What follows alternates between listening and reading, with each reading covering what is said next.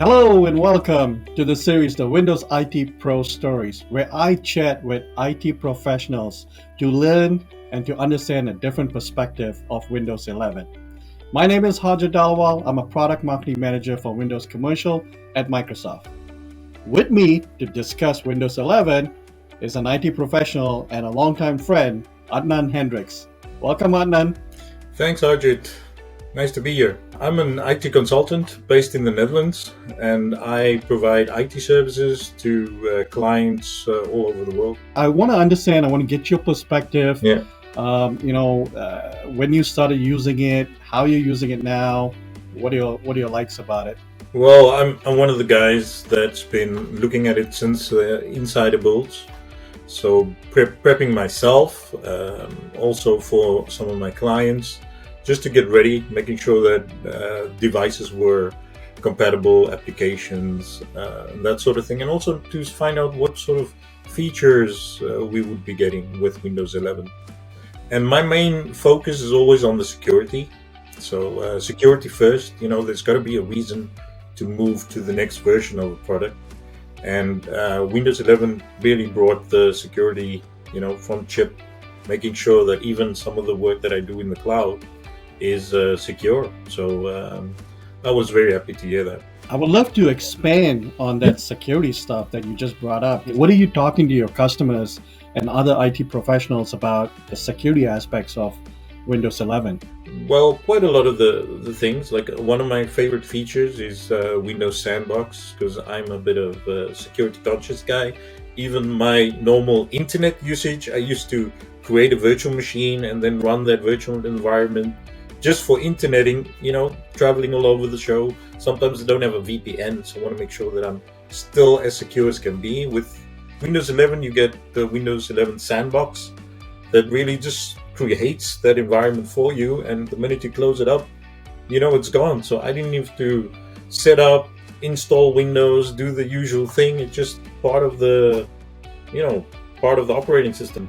The other thing, and also, you had quickly mentioned earlier about chip to cloud security, right? So it's on by default, and it starts from your hardware layer all the way up to the cloud services. That's with Windows 11. That's the best part, Ajit, because looking at the past, a lot of the security features we had to enable, activate it, set it up. Now, just taking out of the box with all the features enabled makes me feel more comfortable knowing that I'm shipping a device to an end user that's just going to be taken out of the box, signing in, and there's no further enablement that needs to be done other than just the autopilot profile being installed and configured, so the user getting his applications.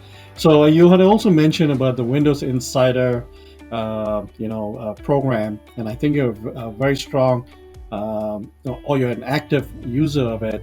And can you touch upon that and why, customers and IT professionals should use it?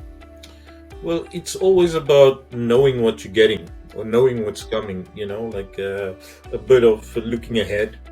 And you can never prepare enough, I always say. So the sooner you can try and test your existing environment with new software and new operating systems, the better it will be in the long run. What are the tools you're recommending to your customers that you're dealing with?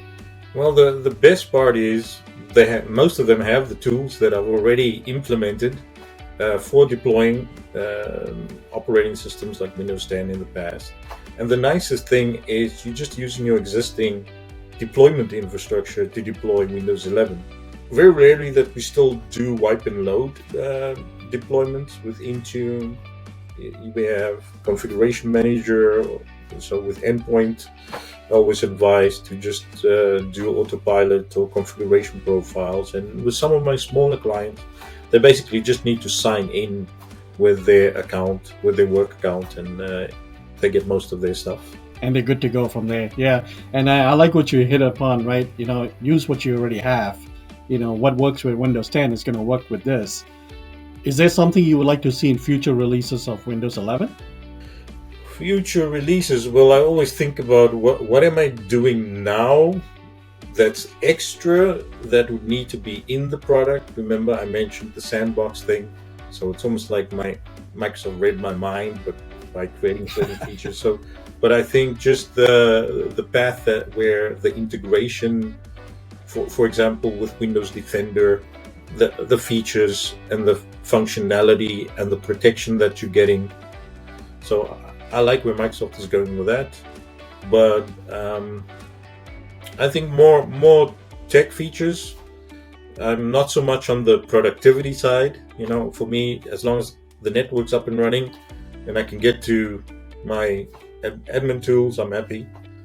Yeah, it's interesting that you mentioned like I think I already got everything I want in Windows 11. So it's pretty much that. Pretty That's much. pretty cool. You must have some tricks, tips and tricks in your bag that you want to share with IT pros. Is there anything that you normally, other than Sandbox, do you have any other tips and tricks? Windows Terminal. I'm a IT pro guy. I need to get contact, do command lines, PowerShell, CLI. I need to do a lot of cloud configurations and management. And the nice thing is with Windows Terminal, you get access to the cloud shell for Azure for people that are doing those sort of management. So a lot of my management tools are also just, a feature. I agree. Windows Terminal is pretty cool.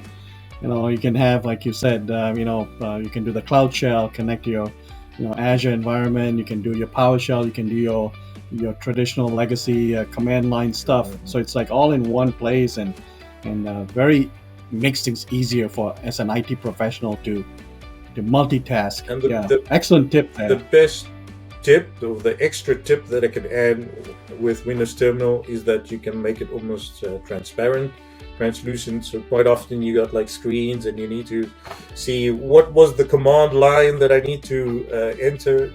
The best part Yeah. is the multi-monitor support, especially if you have to pull, moving from location to location. And some locations you have the extra monitor, and then traveling and maybe just using the screen. And when you get back to a second monitor, you just plug it in, and or your whole layout just adjusts. So That's great. That's great. So Adam, thank you so much. This has been a great opportunity to chat with you and to learn some new things and cool stuff about Windows 11 and where your customers are and where your fellow IT pros are and stuff like that with the journey to Windows 11. So thank you for being here. Thank you for everyone for watching. thanks for having me. Cheers.